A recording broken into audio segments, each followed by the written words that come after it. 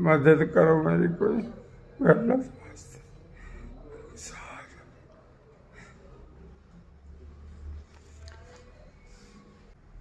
मेरे बच्चियां ने 4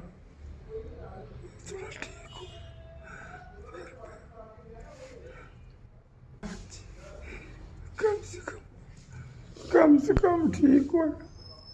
मेरे बच्चे सारा बोलिया नहीं जा रहा, पानी इन्ना होया पे। जी मेरे वाले साहब ने इन्होंने 5 माह हो गए, इन्होंने डायलिसिस हो रहे हैं। एक मेरा भाई है वो गूंगा है, बोल नहीं सकता।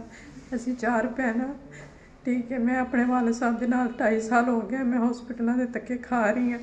ठीक है, लाइन पवाई है, उन्होंने कहा जी लाइन ते गुजारा नहीं होंदा, तुसीं फस्टोला बनवाओ।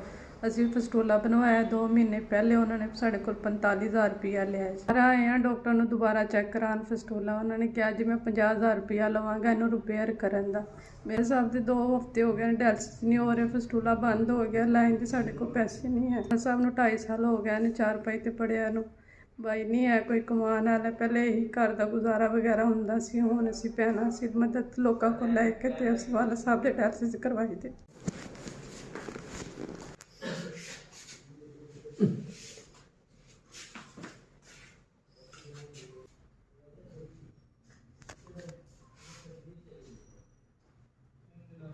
$85,000 का मेरा बिल बनया। मेरे लैन पई है, स्ट्रोला मेरा बनया चंगा वड्डा लम्मा ऑपरेशन होया।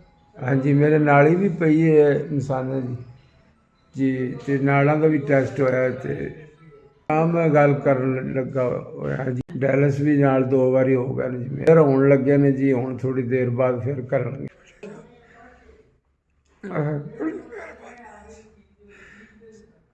साढ़े को तो शुक्रिया बड़ी थोड़ी मेहरबानी, बड़ी दुआ कर अल्लाह ताला एक साल शुक्रिया। आमीन। अल्लाह ताला तो बड़ा देवे। अरे जी 61,000 की मदद की है, आपकी बड़ी बड़ी मेहरबानी जी, बहुत बहुत शुक्रिया।